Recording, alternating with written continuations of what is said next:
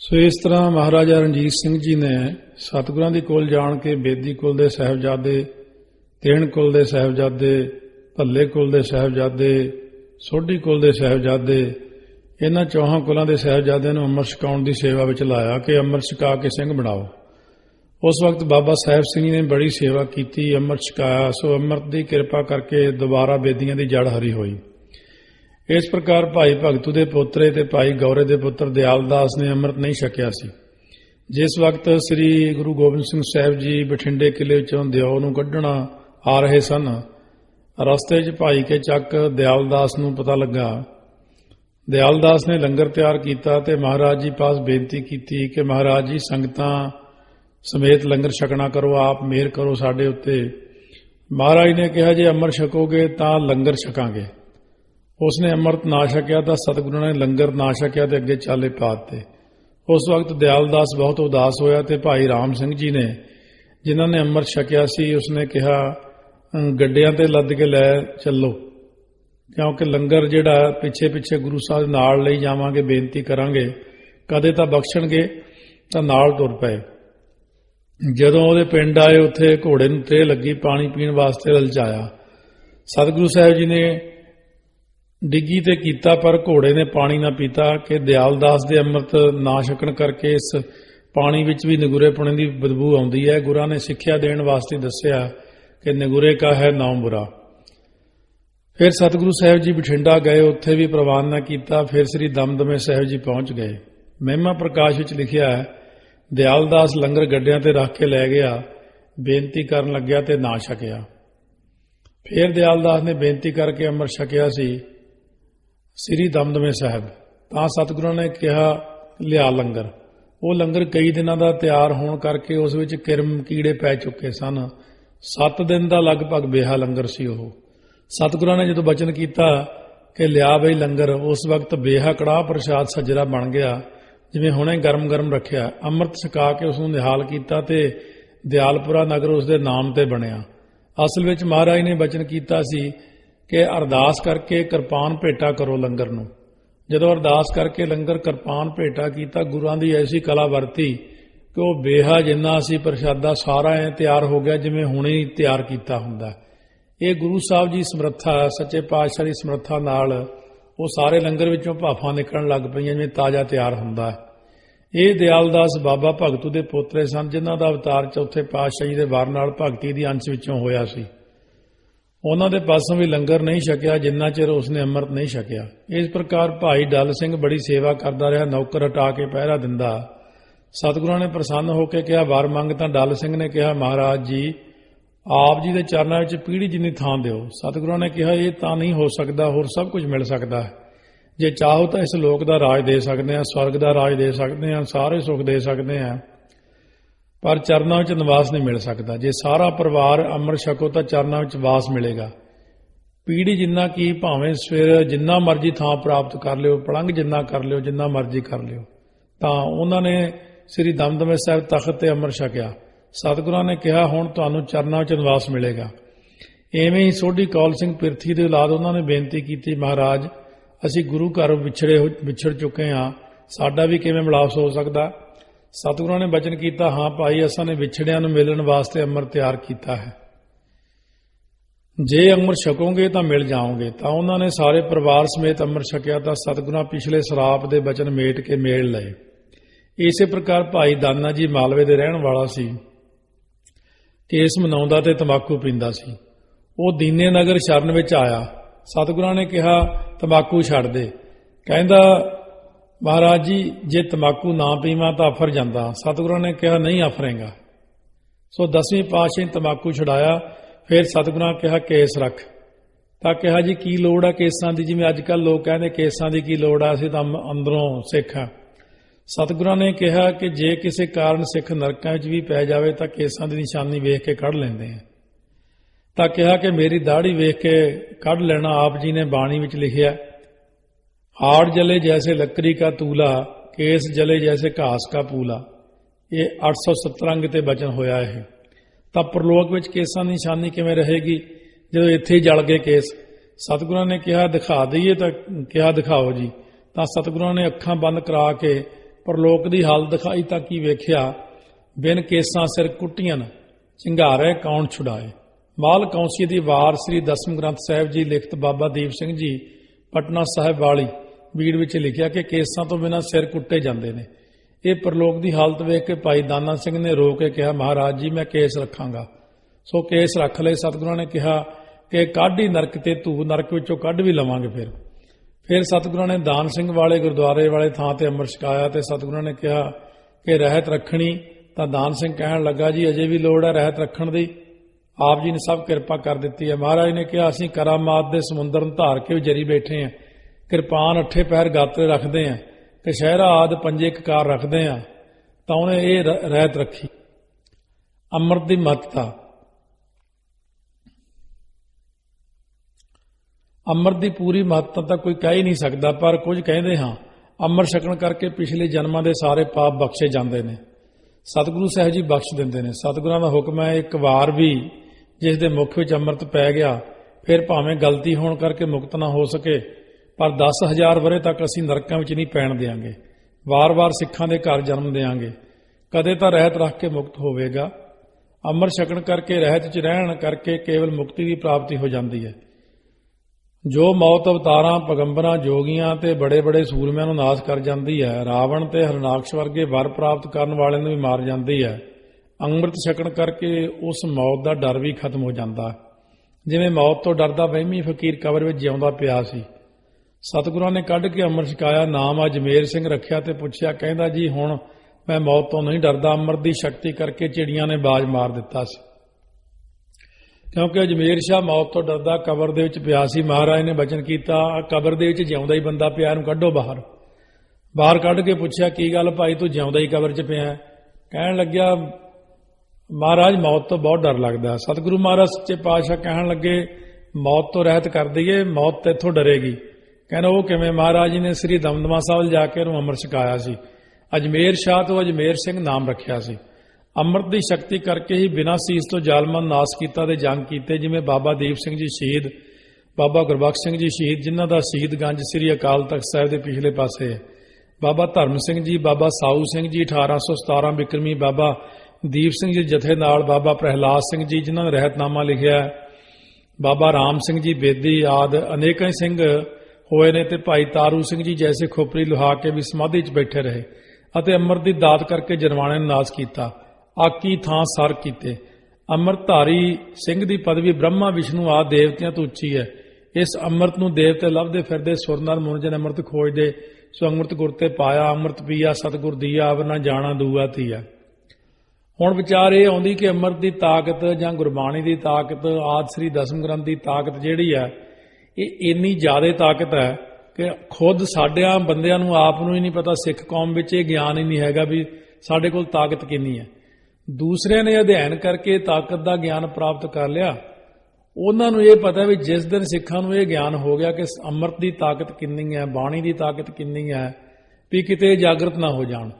ਬਹੁਤ ਲੋਕਾਂ ਨੇ ਫਿਰ ਅੰਮ੍ਰਿਤ ਦੀ ਤਾਕਤ ਨੂੰ ਖਤਮ ਕਰਨ ਲਈ ਪੰਜ ਬਾਣੀਆਂ ਦੇ ਵਿੱਚ ਵੀ ਫਰਕ ਪਾਇਆ। ਇਸੇ ਕਰਕੇ ਜਿਹੜਾ ਪੰਜ ਆਨੰਦ ਸਾਹਿਬ ਦੀਆਂ ਪੌੜੀਆਂ ਦਾ ਫਰਕ ਪਾਇਆ, ਤਾਈਓ ਪਾਇਆ। ਮੂਲ ਮੰਤਰ ਵਿੱਚ ਜਿਹੜਾ ਫਰਕ ਪਾਇਆ, ਰਹਿ ਰਾਸ ਦੇ ਜਿਹੜੇ ਦੋਹਰੇ ਕੱਟੇ ਨੇ, ਇਹ ਤਾਕਤ ਨੂੰ ਘਟਾਉਣ ਵਾਸਤੇ ਕੱਟੇ ਨੇ। ਫਿਰ ਜਿਹੜੇ ਨਸ਼ੇ ਫਲਾਏ ਨੇ, ਜਿਹੜੇ ਕੇਸਾਂ ਨੂੰ ਘਟਾਉਣ ਦਾ ਪ੍ਰਚਾਰ ਲੋਕ ਗਲਤ ਕਰਦੇ ਨੇ, ਜਿਹੜਾ ਗੁਰਬਾਣੀ ਤੋਂ ਵਿਸ਼ਵਾਸ ਸਾਡਾ ਦੂਰ ਕੀਤਾ ਜਾ ਰਿਹਾ ਹੈ, ਜਿਹੜਾ ਦਸਮ ਗ੍ਰੰਥ ਦਾ ਰੌਲਾ ਪਾਇਆ ਜਾ ਰਿਹਾ, ਇਹ ਵਿਰੋਧੀ ਤਾਕਤਾਂ ਨੇ ਖਾਲਸੇ ਦੀਆਂ, ਜਿਹੜੀਆਂ ਖਾਲਸੇ ਨੂੰ ਖਤਮ ਕਰਨ ਵਾਸਤੇ ਕਈ ਤਰ੍ਹਾਂ ਦਾ ਰੌਲਾ ਪਵਾ ਕੇ ਸਾਡਾ ਵਿਸ਼ਵਾਸ ਗੁਰੂ ਗ੍ਰੰਥ ਸਾਹਿਬ ਤੋਂ ਤੋੜਿਆ, ਅੰਮ੍ਰਿਤ ਤੋਂ ਵਿਸ਼ਵਾਸ ਤੋੜਿਆ, ਰਹਿਤ ਤੋਂ ਵਿਸ਼ਵਾਸ ਤੋੜਿਆ। ਕਹਿੰਦੇ ਜੀ ਮੂਲ ਮੰਤਰ 'ਚ ਕੋਈ ਤਾਕਤ ਨਹੀਂ, ਜਪਜੀ ਸਾਹਿਬ 'ਚ ਕੋਈ ਤਾਕਤ ਨਹੀਂ, ਚੌਪੀ ਸਾਹਿਬ ਕਿਸੇ ਕਵੀ ਦੀ ਬਾਣੀ ਹੈ। ਬਹੁਤੇ ਲੋਕ ਚੌਪੀ ਸਾਹਿਬ ਨਹੀਂ ਪੜ੍ਹਦੇ। ਪਰ ਮੈਂ ਇਸ ਗੱਲ ਤੋਂ ਸੰਗਤ ਨੂੰ ਸੁਚੇਤ ਕਰਦਾ, ਸੁਚੇਤ ਰਹੋ। ਤੁਸੀਂ ਮਾਰ ਖਾ ਜਾਂਦੇ ਹੋ ਹਮੇਸ਼ਾ ਹੀ। ਤੁਹਾਨੂੰ ਕੋਈ ਮਾੜੀ ਜੀ ਗੱਲ ਕਹਿ ਦੇਵੇ ਕਿ ਆਹ ਗਲਤ ਹੈ, ਉੱਥੇ ਉਹਦੇ ਮਗਰ ਲੱਗ ਤੁਰਦੇ ਹੋ। ਪਹਿਲਾਂ ਫੋਨ ਤੇ ਗੱਲ ਕਰ ਲਿਆ ਕਰੋ ਜਾਂ ਕਿਸੇ ਸਿਆਣੇ ਨੂੰ ਪੁੱਛ ਲਿਆ ਕਰੋ। ਬਹੁਤ ਸਾਰੀ ਸੰਗਤ ਜਿਹੜੀ ਇਹਨਾਂ ਕੰਮਾਂ ਵਿੱਚ ਗੁੰਮਰਾਹ ਕੀਤੀ ਪਈ ਹੈ। ਇਸੇ ਕਰਕੇ ਨਾ ਤਾਂ ਕੋਈ ਤਾਕਤ ਆ, ਨਾ ਕੋਈ ਪਾਵਰ ਆ, ਨਾ ਸਤਿਗੁਰੂ ਨੇ ਬਚਨ ਕੀਤਾ, ਜਬ ਲਗ ਖਾਲਸਾ ਰਹਿ ਨਿਆਰਾ ਤਬ ਲਗ ਤੇਜ ਦਿਓ ਮੈਂ ਸਾਰਾ, ਜਾਵੇ ਗਾਹੇ ਵਿਪਰਨ ਕੀ ਰੀਤ ਮੈਂ ਨਾ ਕਰੋ ਇਨ ਕੀ ਪ੍ਰਤੀਤ। ਇਸ ਕਰਕੇ ਜਿਹੜਾ ਮਹਾਰਾਜ ਸੱਚੇ ਪਾਤਸ਼ਾਹ ਨੇ ਖਾਲਸੇ ਨੂੰ ਤਾਕਤ ਦਿੱਤੀ ਆ ਬਾਣੀ ਦੀ। ਜੇ ਅਸੀਂ ਕਹਿੰਦੇ 25 ਪਾਠ ਜਪਜੀ ਸਾਹਿਬ ਦੇ, 11, 21, 5 ਪਾਠ ਜਪਜੀ ਸਾਹਿਬ ਦੇ ਕਰੋ, ਜਿਹੜੇ ਵਿੱਚ ਵਿਰੋਧੀ ਬੈਠੇ ਹੁੰਦੇ ਆ ਉਹ ਕਹਿੰਦਾ ਇੰਨੇ ਪਾਠਾਂ ਦੀ ਕੀ ਲੋੜ ਆ, ਇੱਕ ਪਾਠ ਬਹੁਤ ਹੁੰਦਾ। ਉਹਨਾਂ ਦਾ ਮਤਲਬ ਇਹ ਹੁੰਦਾ ਵੀ ਇਹ ਕਿਤੇ ਜ਼ਿਆਦਾ ਪਾਠ ਕੀਤਾ ਤੇ ਤਾਕਤ ਨਾ ਆ ਜਾਏ ਚ, ਜਾਂ ਇਹ ਕਿਤੇ ਜਾਗਰਤ ਨਾ ਹੋ ਜੇ, ਰਹਿਤ ਰੱਖਣ ਨਾਲ ਸਿੱਖ ਜਾਗਰਤ ਨਾ ਹੋ ਜੇ। ਫਿਰ ਕਹਿੰਦੇ ਕਿਰਪਾਨ ਦੀ ਕੀ ਲੋੜ ਹੈ, ਤਾਂ ਕਿੱਲੀ ਤੇ ਟੰਗ ਦਿਓ। ਇਹਦੀ ਕੀ ਲੋੜ ਹੈ, ਇਹ ਤਾਂ ਪਤਾਸਿਆਂ ਦਾ ਪਾਣੀ ਹੈ। ਸਰੋਵਰ ਜਿਹੜੇ ਇਹ ਤਾਂ ਛੱਪੜ ਨੇ। ਫਿਰ ਹੋਰ ਚੀਜ਼ਾਂ ਨੁਕਸ ਕੱਢਦੇ ਨੇ। ਉਹ ਜਿਹੜੇ ਸਾਡੇ ਵਿਚਾਰੇ ਭੋਲੇ ਭਾਲੇ ਸਿੱਖ ਹੁੰਦੇ ਉਹ ਡੋਲ ਜਾਂਦੇ ਆ। ਤੇ ਇਸ ਤਰ੍ਹਾਂ ਡੋਲ ਕੇ ਸਾਰੇ ਸਿੱਖ ਜਿਹੜੇ ਰਹਿਤ ਬੈਠ ਛੱਡ ਕੇ, ਨਿਤਨੇਮ ਛੱਡ ਕੇ, ਗੁਰੂ ਘਰ ਛੱਡ ਕੇ ਨਕਲੀ ਗੁਰੂਆਂ ਦੇ ਪੰਜੇ ਚੜ੍ਹ ਜਾਂਦੇ ਨੇ। ਇਹਨਾਂ ਗੱਲਾਂ ਤੋਂ ਜੇ ਸਿੱਖ ਸੁਚੇਤ ਹੋ ਜਾਣ ਵੀ ਸਾਨੂੰ ਸਾਰੇ ਜਣੇ ਤੋੜਨ ਲੱਗੇ ਹੋਏ ਨੇ, ਮਾੜੀ ਜੀ ਕੋਈ ਗੱਲ ਕਹਿ ਦਿੰਦਾ ਉੱਥੇ ਹੀ ਉਹਦੀ ਗੱਲ ਮੰਨਣ ਨੂੰ ਤਿਆਰ ਹੋਇਆ। ਅਖਬਾਰ 'ਚ ਫਲਾਨੀ ਗੱਲ ਆਈ ਹੈ, ਅਖਬਾਰ 'ਚ ਆਉਂਦੀ ਰਹੇ, ਅਸੀਂ ਨਹੀਂ ਡੋਲਦੇ ਕਿਸੇ ਗੱਲ ਤੋਂ। ਜੇ ਸਾਨੂੰ ਕੋਈ ਕਹਿ ਦੇ ਅਸੀਂ ਮੰਨਦੇ ਹੀ ਨਹੀਂ ਕਿਸੇ ਨੂੰ। ਤੁਸੀਂ ਫੱਟ ਉਸੇ ਗੱਲ ਨੂੰ, ਅਖਬਾਰ 'ਚ ਆਈ ਹੈ, TV 'ਚ ਆਈ ਹੈ, ਜਦੋਂ ਉਹਨਾਂ ਨੂੰ ਗਿਆਨ ਹੀ ਨਹੀਂ, ਵਿਰੋਧੀਆਂ ਨੂੰ ਕੀ ਪਤਾ। ਇਸ ਕਰਕੇ ਤਾਕਤਵਰ ਰਹੋ ਸਾਰੇ ਜਾਣੇ। ਇਹ ਖੰਡੇ ਦੇ ਅੰਮ੍ਰਿਤ ਦੀ ਸ਼ਕਤੀ ਹੈ। ਪਰ ਲੋਕ ਹੋਰ ਕਈ ਜਗ੍ਹਾ ਕਪੋਲ ਕਲਪਨਾ ਕਰਕੇ ਅੰਮ੍ਰਿਤ ਮੰਨੀ ਬੈਠੇ, ਉਹ ਨਹੀਂ। ਜਿਵੇਂ ਸਮੁੰਦਰ ਵਿੱਚ ਜੇ ਹੋਵੇ ਤਾਂ ਖਾਰਾ ਕਿਉਂ ਹੋਵੇ, ਕਹਿੰਦੇ ਸਮੁੰਦਰ 'ਚੋਂ ਅੰਮ੍ਰਿਤ ਨਿਕਲਿਆ। ਚੰਦਰਮਾ ਵਿੱਚ ਜੇ ਹੋਵੇ ਤਾਂ ਕਲੰਕੀ ਕਿਉਂ ਹੋਵੇ, ਵਿਛੋੜੇ ਵਾਲਿਆਂ ਨੂੰ ਦੁਖੀ ਕਿਉਂ ਕਰੇ, ਕਮਲ ਕਿਉਂ ਮੁਰਝਾਉਣ। ਫਿਰ ਸੁਰਗ ਵਿੱਚ ਜੇ ਅੰਮ੍ਰਿਤ ਹੋਵੇ, ਦੇਵਤੇ ਈਰਖਾਲੂ ਤੇ ਵਿਸ਼ਈ ਕਿਉਂ ਹੋਣ, ਇੰਦਰ ਕਿਉਂ ਕੋੜੀ ਹੁੰਦਾ ਤੇ ਦੇਵਤੇ ਆਪਣੇ ਪੁੰਨ ਭੋਗ ਕੇ ਮਰ ਕੇ ਫਿਰ ਨਰਕਾਂ ਵਿੱਚ ਕਿਉਂ ਆਉਣ। ਮਣੀ ਵਾਲੇ ਸੱਪ ਵਿੱਚ ਜੇ ਅੰਮ੍ਰਿਤ ਹੋਵੇ ਤਾਂ ਜ਼ਹਿਰੀਲਾ ਕਿਉਂ ਹੋਵੇ, ਪਤਾਲ ਵਿੱਚ ਜੇ ਹੋਵੇ ਤਾਂ ਸੱਪ ਜ਼ਹਿਰੀ ਕਿਉਂ ਰਹਿਣ, ਕਾਂਤਾ ਦੇ ਹੋਂਠਾਂ ਵਿੱਚ ਜੇ ਹੋਵੇ ਤਾਂ ਇਸਤਰੀਆਂ ਰੰਡੀਆਂ ਕਿਉਂ ਹੋਣ। ਇਸ ਵਾਸਤੇ ਸਤਿਗੁਰਾਂ ਤੋਂ ਬਿਨਾਂ ਅੰਮ੍ਰਿਤ ਕਿਸੇ ਪਾਸ ਨਹੀਂ ਹੈ। ਪਹਿਲਾਂ ਵੀ ਬੇਨਤੀ ਕੀਤੀ ਕਿ ਅੰਮ੍ਰਿਤ ਕੋਈ ਵੀ ਕਹਿ ਦਿੰਦਾ, ਕਿਸੇ ਨੂੰ ਵੀ ਚੀਜ਼ ਨੂੰ ਅੰਮ੍ਰਿਤ ਕਹਿ ਦਿੰਦਾ, ਪਰ ਅੰਮ੍ਰਿਤ ਮਤਲਬ ਤੇ ਅੰਮ੍ਰਿਤ ਦਾ ਇਹ ਹੈ ਕਿ ਅੰਮ੍ਰਿਤ ਮ੍ਰਿਤੂ ਤੋਂ ਰਹਿਤ ਕਰ ਦੇਵੇ ਤਾਂ ਮੰਨੀ ਅੰਮ੍ਰਿਤ। ਜਿਵੇਂ ਬਾਬਾ ਦੀਪ ਸਿੰਘ ਨੇ ਸਿਰ ਤਲੀ ਤੇ ਰੱਖ ਕੇ ਜੰਗ ਕੀਤਾ, ਕੋਈ ਕਰਕੇ ਦਿਖਾਵੇ ਤਾਂ ਅੰਮ੍ਰਿਤ। ਜਿਹੜਾ ਭਾਈ ਮਨੀ ਸਿੰਘ ਨੇ ਬੰਦ ਕਟਾਇਆ, ਭਾਈ ਤਾਰੂ ਸਿੰਘ ਨੇ ਖੋਪਰੀ ਲਹਾਈ। ਸੋ ਇਸ ਪ੍ਰਕਾਰ ਭਾਈ ਮਤੀ ਦਾਸ ਦੇ ਸੀਸ ਤੇ ਆਰਾ ਚੱਲਿਆ, ਭਾਈ ਦਿਆਲਾ ਜੀ ਦੇਗੇ ਚੁੱਬੜੇ। ਫਿਰ ਉਹ ਕਰਕੇ ਦਿਖਾਵੇ ਤਾਂ। ਜੇ ਕਹਿੰਦਾ ਕੋਈ ਵੀ ਕਹਿੰਦਾ ਸਾਡੇ ਕੋਲ ਅੰਮ੍ਰਿਤ ਹੈ, ਕਿਹੜਾ ਅੰਮ੍ਰਿਤ ਹੈ ਕਿਸੇ ਕੋਲੇ? ਕੋਈ ਅੰਮ੍ਰਿਤ ਕਿਸੇ ਕੋਲ ਨਹੀਂ। ਸਿਰਫ ਲੋਕਾਂ ਨੂੰ ਗੁੰਮਰਾਹ ਕਰਦੇ, ਭੁਲੇਖਾ ਪਾਉਂਦੇ ਆ। ਲਿਆਓ ਜਿਹਨੇ ਕਿਹਾ ਵੀ ਮੇਰੇ ਕੋਲ ਅੰਮ੍ਰਿਤ ਆ, ਬੰਦ ਕਟਾ ਕੇ ਦਿਖਾਵੇ। ਸੋ ਇਸ ਕਰਕੇ ਸਾਰੀ ਦੁਨੀਆ ਨੂੰ ਧੋਖੇ ਵਿੱਚ ਪਾਉਣ ਕਰਕੇ ਹਰ ਕੋਈ ਕਹਿੰਦਾ ਫਲਾਣੇ ਥਾਂ ਅੰਮ੍ਰਿਤ ਹੈ, ਫਲਾਣੇ ਥਾਂ ਅੰਮ੍ਰਿਤ ਹੈ। ਸ੍ਰੇਸ਼ਟ ਉਪਦੇਸ਼ ਇਹ ਸਿੰਘਾਂ ਦੇ ਅੰਦਰ ਜੋ ਸ੍ਰੇਸ਼ਟ ਗੁਣ ਪਾਏ ਜਾਂਦੇ ਉਹ ਪੰਜਾਂ ਪਿਆਰਿਆਂ ਦੇ ਸੀਸ ਦੇਣ ਤੋਂ ਪ੍ਰਾਪਤ ਹੋਏ ਨੇ। ਦਇਆ, ਧਰਮ, ਹਿੰਮਤ, ਇਸਤਤੀ, ਸਾਹਿਬ ਦੀ ਪ੍ਰਾਪਤੀ। ਦਇਆ, ਭਾਈ ਦਇਆ ਸਿੰਘ ਦੇ ਸੀਸ ਦੇਣ ਤੋਂ ਸਿੰਘਾਂ ਦੇ ਅੰਦਰ ਤਾਂ ਦਇਆ ਆਈ ਹੈ। ਜੀ ਦਇਆ ਪ੍ਰਮਾਣ। ਜਿਵੇਂ 7 ਦਿਨਾਂ ਦੇ ਭੁੱਖਿਆ ਸਿੰਘਾਂ ਨੂੰ ਭਾਈ ਤਾਰੂ ਸਿੰਘ ਨੇ ਕਿਹਾ ਕਿ ਗਿਲਜੇ ਪਕੜ ਕੇ ਹਿੰਦੂਆਂ ਦੀਆਂ ਲੜਕੀਆਂ ਨੂੰ ਲਈ ਜਾਂਦੇ ਨੇ, ਬੈਣ ਪਾਉਂਦੀਆਂ ਜਾਂਦੀਆਂ ਨੇ। ਕਿਸੇ ਰਾਜੇ ਰਾਣੇ ਨੇ, ਕਿਸੇ ਸੂਰਬੀਰ ਨੇ, ਰਾਜਪੂਤ ਨੇ ਨਹੀਂ ਛੁਡਾਈਆਂ, ਉਹਨਾਂ ਨੂੰ ਤੁਰਕ ਪਕੜੀ ਜਾਂਦੇ ਹਨ। ਸਿੰਘਾਂ ਨੇ ਉਸੇ ਵੇਲੇ ਪ੍ਰਸ਼ਾਦੇ ਵਾਪਸ ਕਰਤੇ। ਭਾਈ ਤਾਰੂ ਸਿੰਘ ਜੀ ਪਾਸ ਕਹਿਣ ਲੱਗੇ ਕਿ ਭਾਈ ਤਾਰੂ ਸਿੰਘ ਜੀ, ਅਸੀਂ ਪ੍ਰਸ਼ਾਦੇ ਫੇਰ ਛਕਾਂਗੇ, ਪਹਿਲਾਂ ਅਸੀਂ ਇਹਨਾਂ ਦੀ ਮਦਦ ਕਰ ਲਈਏ। ਉਸ ਵੇਲੇ ਭੁੱਖੇ 7 ਦਿਨਾਂ ਦੇ ਸਿੰਘ ਜਿਹੜੇ ਸਨ ਗਏ ਤੇ ਬਲੋ ਕੇ ਪਿੰਡ ਹੈ ਦਰਿਆ ਦੇ ਉੱਤੇ, ਸਾਧ ਸੰਗਤ ਜੀ ਜਾ ਕੇ ਉਹਨਾਂ ਤੁਰਕਾਂ ਦਾ ਮੁਕਾਬਲਾ ਕੀਤਾ। ਉਹਨਾਂ ਗਿਲਜਿਆਂ ਨੂੰ ਮਾਰ ਕੇ ਲੜਕੀਆਂ 18,000 ਛੁਡਾ ਕੇ ਆਪ ਆਪਣੇ ਘਰੀਂ ਵਾੜੀਆਂ। ਉਹ ਰਾਜਿਆਂ ਦੀਆਂ ਲੜਕੀਆਂ ਸਨ ਸਾਰੀਆਂ। ਚੰਬੇ ਵਾਲੇ ਰਾਜ ਦੀ ਲੜਕੀ ਦਾ ਬਾਹਲਾ ਸੋਹਣਾ ਸਰੂਪ ਸੀ, ਜਿਹੜਾ ਵੇਖਦਾ ਸੀ ਮੋਹਿਆ ਜਾਂਦਾ ਸੀ। ਬਾਬਾ ਦੀਪ ਸਿੰਘ ਜੀ ਦੀ ਡਿਊਟੀ ਲਾਈ ਕਿ ਤੁਸੀਂ ਪਹੁੰਚਾ ਕੇ ਆਓ, ਤੁਸੀਂ ਜੱਜ ਸੱਤ ਵਿੱਚ ਕਾਇਮ ਰਹੋਗੇ। ਬਾਬਾ ਦੀਪ ਸਿੰਘ ਜੀ ਉਸ ਲੜਕੀ ਨੂੰ ਪਹੁੰਚਾ ਕੇ ਆਏ। ਆਪਣੇ ਦਲ ਵਿੱਚ ਕਿਸੇ ਨੇ ਮੋਹ ਕਰਕੇ ਨਹੀਂ ਸੀ ਰੱਖੀਆਂ। ਸਾਧ ਸੰਗਤ ਜੀ, ਸਿੰਘਾਂ ਦੇ ਅੰਦਰ ਕਿਸੇ ਪ੍ਰਕਾਰ ਦੀ ਵਿਕਾਰ ਭਾਵਨਾ ਨਹੀਂ ਸੀ ਫੁਰੀ। ਇਹੋ ਜਿਹੀ ਜਤੀ ਸਿੰਘ ਸਨ ਸਾਰੇ। ਇਸੇ ਕਰਕੇ ਉਹਨਾਂ 35,000 ਸਿੰਘਾਂ ਨੇ ਤੁਰਕਾਂ ਦਾ ਸਾਰਾ ਰਾਜ ਪੱਟ ਕੇ ਖਾਰੇ ਸਮੁੰਦਰ ਵਿੱਚ ਪਾ ਦਿੱਤਾ ਸੀ। ਖਾਲਸਾਈ ਝੰਡੇ ਝੁਲਾ ਦਿੱਤੇ ਸਨ। ਉਹ ਸਿੰਘ ਏਡੇ ਬਲੀ ਸਨ। ਇਸ ਪ੍ਰਕਾਰ ਦੇ ਨਿਯਮ ਵਾਲੇ ਜਿਹੜੇ ਹੋਣਾ, ਇਹਦਾ ਨਾਮ ਦਇਆ ਹੈ। ਪੂਜਾ ਵਾਂਗੂ ਪੱਟੀਆਂ ਬੰਨ੍ਹ ਛੱਡਣੀਆਂ, ਇਹਦਾ ਨਾਮ ਦਇਆ ਨਹੀਂ। ਸਗੋਂ ਜਿਹੜਾ ਦਇਆ ਜਾਣੇ ਜੀ ਕੀ ਕਿਛ ਪੁੰਨ ਦਾਨ ਕਰੇ, ਆਪਣੇ ਹਿਰਦੇ 'ਚ ਤਰਸ ਕਰੇ। ਇਸ ਪ੍ਰਕਾਰ ਸਿੰਘਾਂ ਨੇ ਉਹ ਬੰਨੀਆਂ ਛੁਡਾਈਆਂ ਸਨ, ਜੋ ਮੁਲਕ ਦੇ ਕਿਸੇ ਰਾਜੇ ਰਜਵਾੜੇ ਨੇ ਨਹੀਂ ਸੀ ਛੁਡਾਈਆਂ। ਇਹ ਦਇਆ ਕਰਨੀ ਹੈ ਸਿੱਖਾਂ ਦੇ ਅੰਦਰ। ਇਹ ਭਾਈ ਦਇਆ ਸਿੰਘ ਤੋਂ ਸਿੰਘਾਂ ਦੇ ਅੰਦਰ ਦਇਆ ਆਈ ਹੈ। ਜਿੱਥੇ ਦਇਆ ਹੈ ਉੱਥੇ ਧਰਮ ਹੈ। ਧੌਲ ਧਰਮ ਦਇਆ ਕਾ ਪੂਤ। ਜਿਹੜਾ ਧਰਮ ਹੈ ਦਇਆ ਦਾ ਪੁੱਤਰ ਹੈ। ਭਾਈ ਧਰਮ ਸਿੰਘ ਦੇ ਸਿਰ ਦੇਣ ਤੋਂ ਧਰਮੀ ਸਿੰਘ ਬਣੇ। ਆਪਣੇ ਧਰਮ ਵਿੱਚ ਜੱਜ ਸੱਤ ਵਿੱਚ ਇਹੋ ਜਿਹੇ ਪੱਕੇ ਹੋਏ ਹਨ, ਜਿਸ ਵਕਤ ਜਾ ਕੇ ਸਿੰਘ ਤੁਰਕਾਂ ਨੂੰ ਜਿੱਤਦੇ ਸੀ, ਮੁਸਲਮਾਨ ਛੱਡ ਕੇ ਭੱਜ ਜਾਂਦੇ ਸੀ, ਉਹਨਾਂ ਦੀਆਂ ਇਸਤਰੀਆਂ ਨੂੰ ਖਤਰਾ ਨਹੀਂ ਸੀ ਹੁੰਦਾ। ਕਿਸੇ ਦੀ ਬੇਪਤੀ ਸਿੰਘ ਨਹੀਂ ਸੀ ਕਰਦੇ, ਕਿਸੇ ਇਸਤਰੀ ਦਾ ਪਰਦਾ ਨਹੀਂ ਸੀ ਤੋੜਦੇ, ਕਿਸੇ ਇਸਤਰੀ ਦੀ ਬੇਅਦਬੀ ਨਹੀਂ ਸੀ ਕਰਦੇ। ਆਪਣੀਆਂ ਧੀਆਂ ਭੈਣਾਂ ਵਾਂਗ ਸਮਝਦੇ ਸਨ। ਇਹ ਹੈ ਸਿੰਘਾਂ ਦੇ ਅੰਦਰ ਧਰਮ ਦੀ ਪਰਪੱਕਤਾ। ਦੇਖ ਪਰਾਈਆਂ ਚੰਗੀਆਂ ਮਾਵਾਂ ਭੈਣਾਂ ਧੀਆਂ ਜਾਣਾ। ਇਹ ਵਾਰ 29 ਦੇ ਵਿੱਚ ਭਾਈ ਗੁਰਦਾਸ ਜੀ ਨੇ 11ਵੀਂ ਪੌੜੀ ਲਿਖੀ ਹੈ। ਇਸੇ ਕਰਕੇ ਉਹ ਪੁੱਗਦੇ ਸਨ, ਤੁਗਦੇ ਸਨ, ਜਿੱਤਦੇ ਸਨ। ਸਾਡੇ ਆਚਾਰ ਅੱਜ ਘਟ ਗਏ ਨੇ, ਇਸ ਕਰਕੇ ਅਸੀਂ ਹੇਠਾਂ ਹੇਠਾਂ ਜਾ ਰਹੇ ਹਾਂ। ਇਹ ਭਾਈ ਧਰਮ ਸਿੰਘ ਤੋਂ ਸਿੰਘਾਂ ਦੇ ਅੰਦਰ ਧਰਮ ਆਇਆ ਸੀ। ਇਸੇ ਤਰ੍ਹਾਂ ਭਾਈ ਹਿੰਮਤ ਸਿੰਘ ਦੇ ਸੀਸ ਦੇਣ ਤੋਂ ਸਿੰਘਾਂ ਦੇ ਅੰਦਰ ਹਿੰਮਤ ਆਈ। ਸਾਧ ਸੰਗਤ ਜੀ, ਹਿੰਮਤ ਦਾ ਭਾਵ ਹੈ ਭੁੱਖਿਆਂ ਤੇ ਹਾਂ ਰਹਿ ਕੇ ਫੇਰ ਵੀ ਧਰਮ ਦੀ ਰੱਖਿਆ ਕਰਨੀ। ਜਿਹੜੇ ਚੋਰ ਤੇ ਡਾਕੂ ਹੁੰਦੇ ਨੇ ਉਹ ਤਾਂ ਲੁਟੇਰੇ ਹੁੰਦੇ ਨੇ, ਪਰ ਜਦੋਂ ਜੰਗ ਆ ਪਵੇ ਉਦੋਂ ਤਾਂ ਉਹ ਮੁਕਾਬਲੇ ਵਿੱਚ ਸਾਹਮਣੇ ਨਹੀਂ ਰਹਿ ਸਕਦੇ। ਉਸ ਵੇਲੇ ਸਿੰਘ ਹੀ ਹੱਲਾ ਕਰਕੇ ਆਪਣੀਆਂ ਜਾਨਾਂ ਨੂੰ ਹਿੰਮਤ ਕਰਕੇ ਵਾਰ ਕੇ ਵਿਖਾਉਂਦੇ ਨੇ। ਇਹ ਹਿੰਮਤ ਵੀ ਸਿੰਘਾਂ ਦੇ ਅੰਦਰ ਧਰਮੀ ਹੋਣ ਕਰਕੇ ਹੈ। ਡਾਕੂਆਂ ਚੋਰਾਂ ਵਿੱਚ ਕਿੱਥੇ ਹਿੰਮਤ ਹੋਣੀ ਹੈ, ਉਹ ਤਾਂ ਲੁਟੇਰੇ ਹੁੰਦੇ ਨੇ। ਅੱਗੇ ਮੋਹਕਮਤਾਈ ਦਾ ਮਤਲਬ ਹੈ ਇਸਤਤੀ। ਫਿਰ ਭਾਈ ਮੋਹਕਮ ਸਿੰਘ ਜੀ ਦੇ ਸੀਸ ਦੇਣ ਕਰਕੇ ਸਿੰਘਾਂ ਦੇ ਅੰਦਰ ਮੋਹਕਮਤਾਈ ਸਥਿਤੀ ਹੈ। ਟਿਕਾਓ ਸਿੰਘਾਂ ਦੇ ਅੰਦਰ ਰਹੇਗਾ। ਇਹ ਭਾਈ ਮੋਹਕਮ ਸਿੰਘ ਜੀ ਦੇ ਸੀਸ ਤੋਂ ਦਾਤ ਮਿਲੀ। ਚਿੱਤ ਦਾ ਜਿਹੜਾ ਇਸਤਤ ਹੋਣਾ, ਭਜਨ ਬੰਦਗੀ 'ਚ ਟਿਕੇ ਹੋਏ ਸਿੰਘ ਜਿਹੜੇ ਹਨ, ਇਹ ਭਾਈ ਮੋਹਕਮ ਸਿੰਘ ਜੀ ਦੀ ਕੁਰਬਾਨੀ ਦਾ ਫਲ ਹੈ। ਸਾਹਿਬ ਦੀ ਪ੍ਰਾਪਤੀ, ਭਾਈ ਸਾਹਿਬ ਸਿੰਘ ਦੀ ਕੁਰਬਾਨੀ ਦਾ ਫਲ ਸਾਹਿਬ ਦੀ ਪ੍ਰਾਪਤੀ, ਅਕਾਲ ਪੁਰਖ ਦੀ ਪ੍ਰਾਪਤੀ ਹੈ। ਇਸ ਪ੍ਰਕਾਰ ਇਹ ਪੰਜਾਂ ਪਿਆਰਿਆਂ ਨਾਮ ਤੋਂ ਪਵਿੱਤਰ ਅੰਮ੍ਰਿਤ ਸਿੱਖਿਆ। ਖੰਡੇ ਦਾ ਅੰਮ੍ਰਿਤ ਤੇ ਦੂਜਾ ਤਰੀਕਾ। ਸਤਿਗੁਰੂ ਸਾਹਿਬ ਜੀ ਨੇ ਪੰਜਾਂ ਪਿਆਰਿਆਂ ਨੂੰ ਸਰਜੀਤ ਕੀਤਾ ਸੀ, ਅੰਮ੍ਰਿਤ ਛਕਾ ਕੇ ਨਿਹਾਲ ਕੀਤਾ ਸੀ, ਅਤੇ ਉਸ ਵਕਤ ਸਤਿਗੁਰੂ ਸਾਹਿਬ ਜੀ ਨੇ ਖੰਡੇ ਦਾ ਅੰਮ੍ਰਿਤ ਇਸਤਰੀ ਪੁਰਖਾਂ ਨੂੰ ਇੱਕੋ ਜਿਹਾ ਦਿੱਤਾ। ਜਿਸ ਬਾਬ ਸਤਿਗੁਰੂ ਸਾਹਿਬ ਨੇ ਬਚਨ ਕਿਹਾ, ਨਾਨਕ ਅੰਮ੍ਰਿਤ ਏਕ ਹੈ, ਦੂਜਾ ਅੰਮ੍ਰਿਤ ਨਾ ਹੈ। 1238 ਅੰਗ ਤੇ ਮਹਾਰਾਜ ਫਰਮਾਉਂਦੇ ਨੇ। ਕਈ ਇਹਦਾ ਅਰਥ ਹੀ ਹੋਰ ਕੱਢ ਲੈਂਦੇ ਨੇ। ਇਹ ਅਰਥ ਹੈ ਵੀ ਅੰਮ੍ਰਿਤ ਇੱਕੋ ਹੀ ਆ। ਦੂਜਾ ਕਿਰਪਾਨ ਦਾ ਅੰਮ੍ਰਿਤ ਹਜੂਰ ਸਾਹਿਬ ਵਾਲੇ ਮਾਈਆਂ ਨੂੰ ਨਹੀਂ ਛਕਾਉਂਦੇ। ਸਤਿਗੁਰੂ ਸਾਹਿਬ ਮਹਾਰਾਜ ਨੇ ਤਾਂ ਸਾਰਿਆਂ ਨੂੰ ਇੱਕੋ ਜਿਹਾ ਖੰਡੇ ਦਾ ਅੰਮ੍ਰਿਤ ਛਕਾਇਆ ਹੈ। ਨਿਹੰਗ ਸਿੰਘ ਵੀ ਹਜੂਰ ਸਾਹਿਬ ਦੀ ਮਰਿਆਦਾ ਨੂੰ ਵੇਖ ਕੇ ਮਾਈਆਂ ਨੂੰ ਕਿਰਪਾਨ ਦੀ ਅੰਮ੍ਰਿਤ ਛਕਾਉਂਦੇ ਨੇ। ਹਜੂਰ ਸਾਹਿਬ ਵਾਲੇ ਤਾਂ 5 ਪੌੜੀਆਂ ਜਪਜੀ ਸਾਹਿਬ ਦੀਆਂ ਪੜ੍ਹ ਕੇ ਮਾਈਆਂ ਨੂੰ ਅੰਮ੍ਰਿਤ ਛਕਾ ਦਿੰਦੇ ਨੇ। ਹਜੂਰ ਸਾਹਿਬ ਦੇ ਪੁਜਾਰੀ ਨੂੰ ਪੁੱਛਿਆ ਸੀ ਕਿ ਕਿਰਪਾਨ ਦਾ ਅੰਮ੍ਰਿਤ ਮਾਈਆਂ ਨੂੰ ਤੁਸੀਂ ਕਿਉਂ ਛਕਾਉਂਦੇ ਹੋ? ਉਹਨਾਂ ਕਿਹਾ, ਸਤਿਗੁਰਾਂ ਦਾ ਤਾਂ ਹੁਕਮ ਹੈ, ਚੌਂ ਜੁਗਾਂ ਕਾ ਹੁਣ ਨਵੇੜਾ, ਨਰ ਮਨੁੱਖਾਂ ਨੂੰ ਏਕ ਨਿਧਾਨਾ। ਪੁਰਖਾਂ ਤੇ ਇਸਤਰੀਆਂ ਨੂੰ ਖੰਡੇ ਦਾ ਅੰਮ੍ਰਿਤ ਛਕਾਵੋ। ਤੇ ਇਹ ਵੀ ਹੁਕਮ ਹੈ ਕਿ ਜੇ ਸਿੰਘ ਅੰਮ੍ਰਿਤ ਛਕੇ ਤਾਂ ਸਿੰਘਣੀ ਵੀ ਅੰਮ੍ਰਿਤ ਛਕੇ। ਤੇ ਪੁਜਾਰੀ ਗ੍ਰੰਥੀ ਆ ਸਭ ਸਿੰਘਣੀਆਂ ਨੂੰ ਅੰਮ੍ਰਿਤ ਛਕਾਉਣ, ਸੋ ਅਸਾਂ ਨੇ ਖੰਡੇ ਦਾ ਅੰਮ੍ਰਿਤ ਛਕਿਆ ਹੈ। ਪਰ ਸਾਡੀਆਂ ਸਿੰਘਣੀਆਂ ਰਹਿਤ ਨਹੀਂ ਰੱਖਦੀਆਂ, ਧੋਤੀਆਂ ਹੀ ਬੰਨ੍ਹਦੀਆਂ ਨੇ। ਇਸ ਤਰ੍ਹਾਂ ਖੰਡੇ ਦੇ ਅੰਮ੍ਰਿਤ ਦੀ ਬੇਅਦਬੀ ਹੁੰਦੀ, ਤੇ ਜੇ ਨਾਮ ਛਕਾਈਏ ਤਾਂ ਵੀ ਠੀਕ ਨਹੀਂ, ਕਿਉਂਕਿ ਉਹ ਸਾਡੀਆਂ ਸਿੰਘਣੀਆਂ ਹਨ।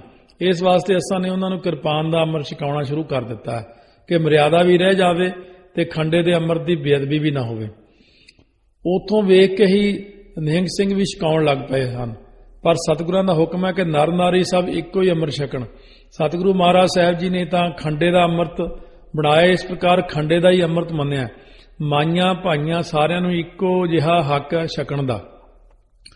ਸੋ ਸਾਧ ਸੰਗਤ ਜੀ, ਇਹ ਜਿਹੜੀ ਪੋਥੀ ਵਿੱਚ ਮਹਾਂਪੁਰਖਾਂ ਨੇ ਬਚਨ ਲਿਖੇ ਨੇ, ਦਾਸ ਨੇ ਉਹੀ ਸੁਣਾਏ ਨੇ। ਸੋ ਇਸ ਕਰਕੇ ਇਸ ਗੱਲ ਦੇ ਉੱਤੇ ਮੇਰੇ ਤੇ ਇਤਰਾਜ਼ ਨਾ ਕਰੇ ਕੋਈ ਕਿ ਇਹ ਠਾਕੁਰ ਸੋ ਨੇ ਇਹ ਗੱਲ ਕਹੀ ਹੈ। ਇਹ ਮਹਾਂਪੁਰਖ ਬਾਬਾ ਗੁਰਬਚਨ ਸਿੰਘ ਜੀ ਖਾਲਸਾ ਨੇ ਜੋ ਦੇਖਿਆ, ਜੋ ਲਿਖਿਆ, ਇਹ ਕਿਉਂਕਿ ਪੋਥੀ ਲਿਖੀ ਨੂੰ ਬਹੁਤ ਸਮਾਂ ਹੋ ਗਿਆ। ਮੈਨੂੰ ਨਹੀਂ ਪਤਾ ਕਿ ਹੁਣ ਉਹਨਾਂ ਥਾਵਾਂ ਤੇ ਮਰਿਆਦਾ ਬਦਲੀ ਕਿ ਜਾਂ ਉਹੀ ਚੱਲ ਰਹੀ ਹੈ। ਸੋ ਵਿਚਾਰ ਸੰਗਤ ਦੇ ਸਾਹਮਣੇ ਸਾਰੀ ਰੱਖ ਦੇਣੀ ਚਾਹੀਦੀ ਹੈ। ਸਾਰੇ ਪੰਥ ਨੂੰ ਮਿਲ ਕੇ ਫਿਰ ਆਪਸ ਵਿੱਚ ਵਿਚਾਰ ਕਰਕੇ ਉਸੇ ਮਰਿਆਦਾ ਨੂੰ ਚਲਾਉਣਾ ਚਾਹੀਦਾ ਜਿਹੜੀ ਮਹਾਰਾਜ ਨੇ ਕਹੀ ਹੈ। ਉਪਦੇਸ਼। ਸਾਧ ਸੰਗਤ ਜੀ, ਦੂਸਰੀ ਵਿਚਾਰ ਇਹ ਕਿ ਅੰਮ੍ਰਿਤ ਪਾਨ ਕਰਨ ਵਾਲੇ ਜਿਹੜੇ ਪ੍ਰੇਮੀ ਹਨ, ਉਹਨਾਂ ਨੂੰ ਬੱਜਰ ਕੁਰੈਤਾਂ ਤੋਂ ਬਚਣ ਵਾਸਤੇ ਹੁੱਕਾ ਹਜਾਮ ਤੋਂ ਹਲਾਲੋ ਹਰਾਮ ਆਦਿ ਇਹਨਾਂ ਬੱਜਰ ਕੁਰੈਤਾਂ ਤੋਂ ਬਚਣਾ ਚਾਹੀਦਾ ਹੈ। ਤੇ ਬੇਅਮ੍ਰਿਤ ਦਾ ਝੂਠਾ ਨਹੀਂ ਖਾਣਾ, ਕੁਰੈਤੀ ਦਾ ਝੂਠਾ ਨਹੀਂ ਖਾਣਾ। ਅੰਮ੍ਰਿਤ ਛਕ ਕੇ ਪਤੀ ਤੇ ਸਤੀ ਦੋਹਾਂ ਦਾ ਨਾਮ ਸ੍ਰੀ ਗੁਰੂ ਗ੍ਰੰਥ ਸਾਹਿਬ ਜੀ ਦੇ ਸ਼ਬਦ ਦੇ ਪਹਿਲੇ ਅੱਖਰ ਤੋਂ ਸ਼ੁਰੂ ਕਰਨਾ ਹੈ ਤੇ ਸਿੰਘ ਸ਼ਬਦ ਦੇ ਨਾਲ ਨਾਮ ਉਚਾਰਨ ਕਰਨਾ ਹੈ। ਬੀਬੀਆਂ ਦਾ ਕੌਰ ਨਾਮ ਕਰਕੇ ਉਚਾਰਨ ਕਰਨਾ। ਇਹ ਸਤਿਗੁਰੂ ਸਾਹਿਬ ਜੀ ਨੇ ਨਿਯਮ ਬਣਾਇਆ ਕਿ ਜਦੋਂ ਸਿੰਘ ਨੂੰ ਸਿੰਘ ਮਿਲੇ, ਫਤਿਹ ਗਜਾ ਕੇ ਮਿਲੇ। ਸਿੰਘ ਨੇ ਕਦੇ ਵੀ ਸਿੰਘ ਦੀ ਨਿੰਦਿਆ ਨਹੀਂ ਕਰਨੀ। ਇਸੇ ਪ੍ਰਕਾਰ ਜਿਹੜਾ ਸੁਨਹਿਰਾ ਰੱਖਿਆ ਜਾਂਦਾ ਹੈ, ਸੁਨਹਿਰੇ ਦਾ ਮਤਲਬ ਹੁੰਦਾ ਚੱਲ ਹੋਣ ਵਾਸਤੇ, ਚਿੱਤ ਨੂੰ ਟਿਕਾਉਣ ਵਾਸਤੇ। ਸੁਨਹਿਰੇ ਵਾਂਗੂ ਚੱਲ ਹੋਣਾ, ਕੰਬਲ ਭੂਰਾ ਉੱਨ ਦਾ ਪਵਿੱਤਰਤਾ ਵਾਸਤੇ ਥੱਲੇ ਵਿਛਾਈਦਾ। ਸੋ ਜਿਹੜਾ ਮਹਾਂਪੁਰਖਾਂ ਨੇ ਕਿਹਾ ਜਾਂ ਮਹਾਰਾਜ ਦਾ ਹੁਕਮ ਹੈ ਸਿੰਘ ਨੂੰ ਸਿੰਘ ਫਤਿਹ ਬੁਲਾਵੇ, ਕਦੇ ਸਿੰਘ ਸਿੰਘ ਦੀ ਨਿੰਦਿਆ ਨਾ ਕਰੇ। ਅੱਜ ਦੇ ਯੁੱਗ ਵਿੱਚ ਦੇਖ ਲਓ, ਸਿੰਘ ਹੀ ਸਿੰਘ ਦੀ ਨਿੰਦਿਆ ਕਰਦੇ ਆ, ਇੱਕ ਦੂਜੇ ਦੀ ਸਾਰੇ ਜਾਣੇ ਨਿੰਦਿਆ ਕਰਦੇ ਆ। ਇਸ ਕਰਕੇ ਇਸ ਗੱਲ ਦਾ ਧਿਆਨ ਰੱਖੋ, ਜਿਨ੍ਹਾਂ ਨੇ ਅੰਮ੍ਰਿਤ ਨਹੀਂ ਵੀ ਛਕਿਆ ਹੁੰਦਾ ਉਹ ਵੀ ਕਿੰਤੂ ਪਰੰਤੂ ਬਹੁਤ ਕਰਦੇ ਆ, ਜਿਵੇਂ ਉਹਨਾਂ ਨੂੰ ਬਹੁਤ ਗਿਆਨ ਹੁੰਦਾ। ਔਰ ਜਿਹੜੀਆਂ ਚੀਜ਼ਾਂ ਅਧਿਆਤਮਕ ਤੌਰ ਦੇ ਉੱਤੇ ਬਹੁਤ ਵੱਡੀਆਂ ਨੇ, ਉਹਨਾਂ ਤੇ ਲੋਕ ਇਸ ਕਰਕੇ ਕਿੰਤੂ ਕਰਦੇ ਕਿਉਂਕਿ ਅਧਿਆਤਮਿਕ ਤੌਰ ਦੇ ਉੱਤੇ ਬਹੁਤ ਉੱਚਾ ਉੱਠਣਾ ਪੈਂਦਾ। ਬ੍ਰਹਮ ਗਿਆਨੀ ਦੀ ਜਿਹੜੀ ਗੱਲ ਹੁੰਦੀ ਹੈ ਉਹਨੂੰ ਆਮ ਬੰਦਾ ਤਾਂ ਸਮਝ ਨਹੀਂ ਸਕਦਾ, ਫਿਰ ਉਹ ਨਿੰਦਿਆ ਕਰਨ ਲੱਗ ਪੈਂਦਾ। ਇਸ ਕਰਕੇ ਆਮ ਜੀਵਾਂ ਨੂੰ ਚਾਹੀਦਾ ਉਹ ਨਿੰਦਿਆ ਕਰਨ ਤੋਂ ਪਹਿਲਾਂ ਸਾਰੀ ਗੱਲ ਦੀ ਪੜਚੋਲ ਕਰਨ, ਆਪ ਮਿਹਨਤ ਕਰਨ, ਭਗਤੀ ਕਰਨ, ਉਹਨਾਂ ਦੇ ਅੰਦਰ ਸਾਰੀ ਅਵਸਥਾ ਪਹਿਲਾਂ ਬਣੇ, ਫਿਰ ਉਹ ਜਾ ਕੇ ਉਸ ਗੱਲ ਬਾਰੇ ਜਾਣਨ। ਕੋਈ ਵੀ ਮਹਾਂਪੁਰਖ ਕਦੇ ਕੋਈ ਗਲਤ ਗੱਲ ਨਹੀਂ ਕਰਦੇ। ਲੋਹੇ ਦਾ ਬਾਟਾ, ਸਾਧ ਸੰਗਤ ਜੀ, ਲੋਹਾ ਇੱਕ ਧਾਤ ਦਾ ਨਾਮ ਹੈ। ਸਾਰੀਆਂ ਧਾਤਾਂ ਵਿੱਚੋਂ ਜ਼ਬਰਦਸਤ ਲੋਹੇ ਦੀ ਧਾਤ ਹੈ। ਇਸ ਦੇ ਵਿੱਚ ਸੱਚੇ ਪਾਤਸ਼ਾਹ ਨੇ ਅੰਮ੍ਰਿਤ ਬਣਾਇਆ, ਕਿਸੇ ਸੋਨੇ ਚਾਂਦੀ ਵਿੱਚ ਨਹੀਂ ਬਣਾਇਆ ਅਤੇ ਹੋਰ ਕਿਸੇ ਧਾਤ ਵਿੱਚ ਨਹੀਂ ਬਣਾਇਆ। ਸਰਬਲੋਹ ਦੀ ਇਹ ਸ਼ਕਤੀ ਹੈ ਕਿ ਮਿਹਦੇ ਨੂੰ ਤਾਕਤ ਪਹੁੰਚਾਉਣ ਵਾਲਾ, ਇਸ ਵਾਸਤੇ ਲੋਹੇ ਨੂੰ ਹੀ ਸਤਿਗੁਰੂ ਮਹਾਰਾਜ ਸਾਹਿਬ ਜੀ ਨੇ ਪ੍ਰਵਾਨ ਕੀਤਾ, ਸਾਰੀਆਂ ਧਾਤਾਂ ਵਿੱਚੋਂ ਕਰੜੀ ਧਾਤ ਹੋਣ ਕਰਕੇ। ਫਿਰ ਲੋਹਾ ਜਿਹੜਾ, ਕਿਉਂਕਿ ਪਰਮੇਸ਼ਰ ਨੇ ਸਰਬਲੋਹ ਪ੍ਰਕਾਸ਼, ਸਰਬਲੋਹ ਰੂਪ ਧਾਰਿਆ ਸੀ, ਇਸ ਕਰਕੇ ਪਰਮੇਸ਼ਰ ਰੂਪ ਮੰਨਿਆ। ਫਿਰ ਜਿਹੜਾ ਜਲ ਪਾਇਆ ਇਹ ਸ਼ਾਂਤੀ ਵਾਸਤੇ ਪਾਇਆ। ਮੈਂ ਕਿਹਾ ਪਰਮੇਸ਼ਰ ਰੂਪ ਮੰਨਿਆ। ਹੁਣ ਇਹ ਨਾ ਕਹਿ ਦਿਓ ਕਿ ਉਹਨੇ ਕਿਹਾ ਜੀ ਉਹ ਪਰਮੇਸ਼ਰ ਹੈ, ਇਹ ਨਹੀਂ ਗੱਲ, ਕਿ ਕਿਉਂਕਿ ਮਾਨਤਾ ਦਿੱਤੀ ਹੈ ਸਰਬਲੋਹ ਨੂੰ। ਪਤਾਸੇ ਮਿਠਾਸ ਤੇ ਪਿਆਰ ਪੈਦਾ ਕਰਨ ਵਾਸਤੇ ਪਾਏ ਨੇ, ਤੇ ਖੰਡਾ ਜਿਹੜਾ ਫੇਰਿਆ ਇਹ ਦੋ ਧਾਰਾ ਹੈ ਕਿ ਆਪਣੀ ਵੱਲ ਪਰਮੇਸ਼ਰ ਜੀ ਦੇ ਪਿਆਰ ਨੂੰ ਖਿੱਚਣਾ ਤੇ ਵਿਕਾਰਾਂ ਦਾ ਤਿਆਗ ਕਰਨਾ।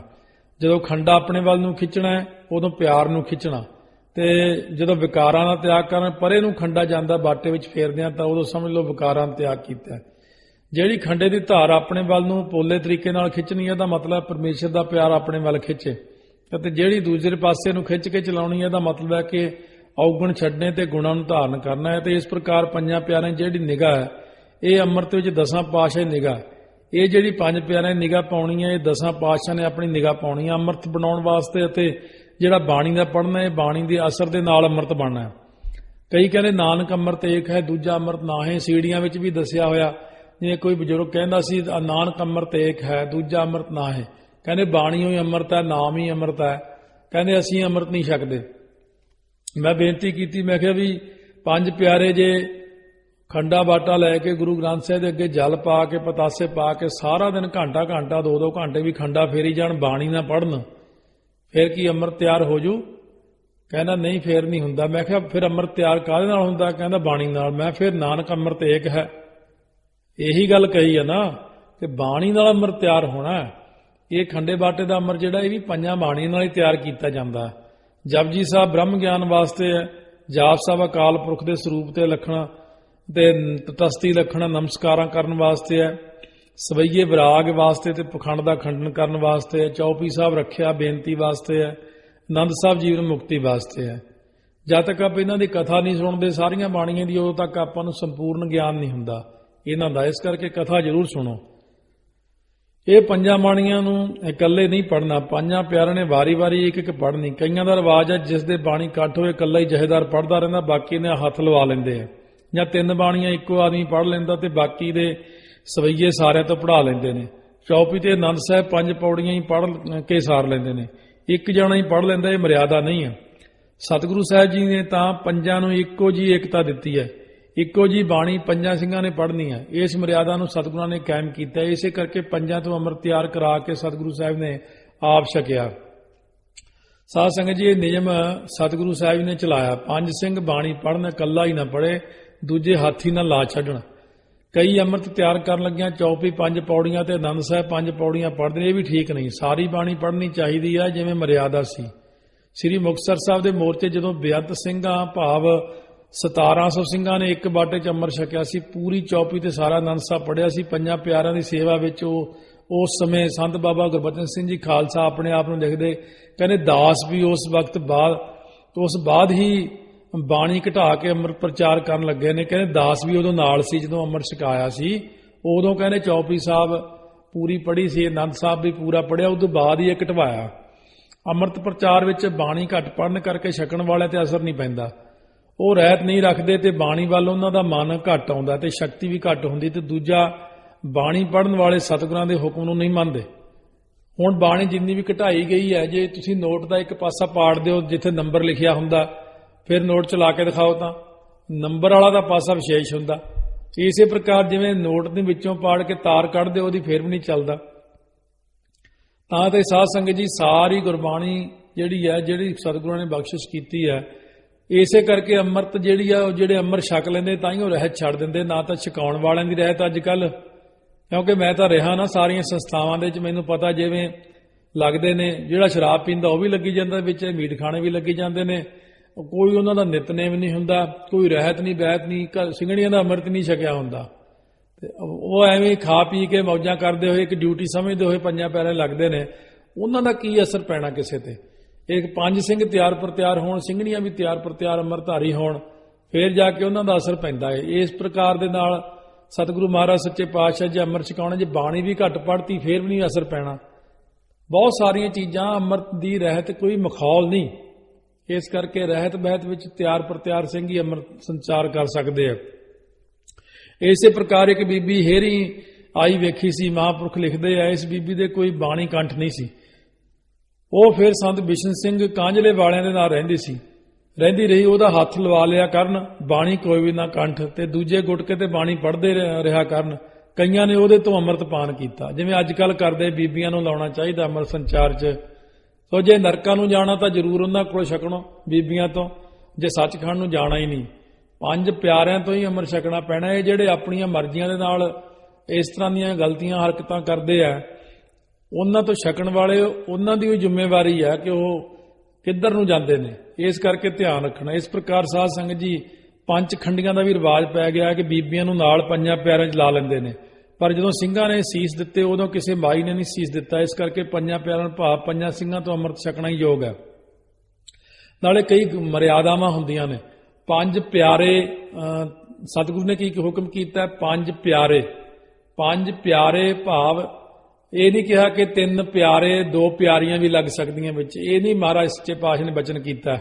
ਪੰਜ ਪਿਆਰੇ ਅੰਮ੍ਰਿਤਧਾਰੀ ਸਿੰਘ ਜਿਨ੍ਹਾਂ ਦੇ ਦਾੜਾ ਹੋਵੇ, ਜਾਂ ਦਾੜਾ ਹੀ ਨਹੀਂਗਾ। ਹੁਣ ਮਰਿਆਦਾ ਤੇ ਹੈ ਕਿ ਅੰਦਾੜੀਆ ਪੰਜਾਂ ਪਿਆਰਿਆਂ 'ਚ ਨਹੀਂ ਅਸੀਂ ਲਾਉਂਦੇ। ਲਗਭਗ ਦਾਸ ਨੇ ਟਕਸਾਲ ਦੇ ਵਿੱਚ ਵੀ 10 ਸਾਲ ਅੰਮ੍ਰਿਤ ਸੰਚਾਰ ਤੇ ਸ਼੍ਰੋਮਣੀ ਕਮੇਟੀ ਦੇ ਵਿੱਚ ਵੀ ਜਿੰਨੇ ਚਿਰ ਸਰਵਿਸ ਕੀਤੀ ਆ ਉਹਨਾਂ ਚਿਰ ਅੰਮ੍ਰਿਤ ਸੰਚਾਰ ਦੀ ਡਿਊਟੀ ਜਾਪ ਸਾਹਿਬ ਦੇ ਪਾਠ ਤੇ ਰਹੀ ਆ। ਹੁਕਮ ਹੈ ਕਿ ਨਾ ਤਾਂ ਅਸੀਂ ਸ਼੍ਰੋਮਣੀ ਕਮੇਟੀ ਵਿੱਚ ਕਦੇ ਇੱਕ ਬੰਦਾ ਲਾਇਆ ਜਿਹੜਾ ਅੰਦਾੜੀਆ ਹੋਵੇ, ਤੇ ਨਾ ਹੀ ਅਸੀਂ ਜਥੇ 'ਚ ਕਦੇ ਲਾਇਆ। ਤੇ ਜਦ ਬੰਦੇ ਦੇ ਦਾੜੀ ਮੁੱਛਾਂ ਨਹੀਂ ਹੈਗੀਆਂ ਤੇ ਉਹ ਪੰਜ ਪਿਆਰਿਆਂ 'ਚ ਕਿਵੇਂ ਲੱਗ ਗਿਆ? ਤੇ ਇਸ ਕਰਕੇ ਉਹ ਸੰਪੂਰਨ ਰੂਪ ਦੇ ਵਿੱਚ ਨਹੀਂ, ਇਹਨੂੰ ਅਰਧਾਂਗਣੀ ਕਿਹਾ। ਇਸ ਕਰਕੇ ਅਰਧਾਂਗਣੀ ਹੀ ਰਹੇਗੀ, ਸੰਪੂਰਨ ਨਹੀਂ ਹੈ। ਬੰਦੇ ਨਾਲ ਹੀ ਇਹ ਸੰਪੂਰਨ ਹੁੰਦੀ ਹੈ। ਇਸ ਕਰਕੇ ਬਹੁਤ ਸਾਰੇ ਜਿਹੜੇ ਲੋਕ ਨੇ ਇਹਨਾਂ ਹਰਕਤਾਂ ਤੋਂ ਬਾਜ਼ ਆ ਜਾਣ, ਉਹ ਸਿੱਖ ਪੰਥ ਨੂੰ ਗੁੰਮਰਾਹ ਕਰ ਰਹੇ ਨੇ। ਇਸ ਪ੍ਰਕਾਰ ਸਾਧ ਸੰਗਤ ਜੀ ਉਹ ਹਮਾਰੀ ਪਿਆਰੀ ਅੰਮ੍ਰਿਤਧਾਰੀ ਕਹਿ ਕੇ ਲਾ ਲੈਂਦੇ ਨੇ। ਇਸ ਤੁਕ ਦਾ ਅਰਥ ਕਰਦੇ ਹਨ ਕਿ ਇਹ ਪਿਆਰੀਆਂ ਹਨ ਸਾਡੀਆਂ ਜਿਹੜੀਆਂ ਅੰਮ੍ਰਿਤ ਧਾਰਦੀਆਂ ਨੇ। ਇੱਥੇ ਤਾਂ ਮਹਾਰਾਜ ਨੇ ਬਾਣੀ ਨੂੰ ਕਿਹਾ ਕਿ ਸਾਡੀ ਪਿਆਰੀ ਬਾਣੀ ਅੰਮ੍ਰਿਤਧਾਰੀ ਹੈ। ਹਮਾਰੀ ਪਿਆਰੀ ਅੰਮ੍ਰਿਤਧਾਰੀ ਬਾਣੀ ਨੂੰ ਕਿਹਾ, ਜਿਸ ਦੇ ਵਿੱਚੋਂ ਅੰਮ੍ਰਿਤ ਦੀ ਧਾਰ ਨਿਕਲਦੀ ਹੈ। ਪੰਜ ਖੰਡੀਏ ਸਿੰਘਣੀਆਂ ਦਾ ਨਾਮ ਲਾ ਲੈਂਦੇ ਨੇ। ਇਸ ਪ੍ਰਕਾਰ ਸਾਧ ਸੰਗਤ ਜੀ ਅੰਮ੍ਰਿਤ ਮਰਿਆਦਾ ਵਿੱਚ ਕਈ ਤਰ੍ਹਾਂ ਦੇ ਫਰਕ ਪਾਉਂਦੇ ਨੇ। ਇਸ ਨੂੰ ਸਮਝਣਾ ਚਾਹੀਦਾ ਤੇ ਜਿਹੜੀ ਕੇਸਾਂ ਤੇ ਦਸਤਾਰ ਸਜਾਉਣੀ ਹੈ ਇਹ ਜ਼ਰੂਰੀ ਹੈ, ਲਾਜ਼ਮੀ ਹੈ।